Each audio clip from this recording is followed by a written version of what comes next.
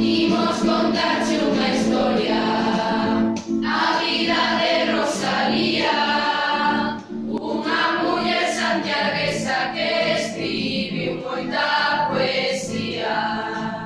Tamén escribiu en prosa, en galego e castelán. Foi unha poeta importante de fama universal.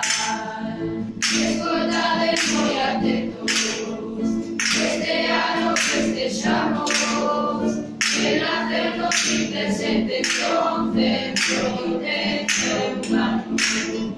Foi a muller de Munguía, historiador eminente, foi da Academia Galega o primeiro presidente.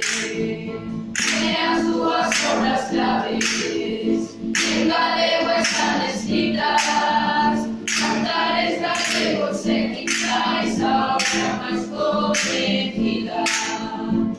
En poemas costumistas de carácter descriptivo, e poemas amorosos tamén son moi chamativos.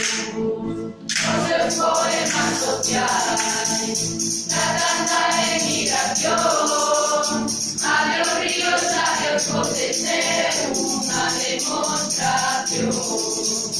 Campanas de bazabales, de poesía infinita, na que cantar el gallego Rosalía profundidad.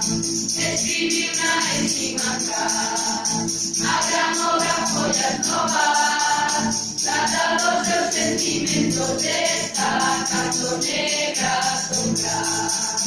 Entra irmos rematando, non podedes esquecer o papel de Rosalía na defensa da muller.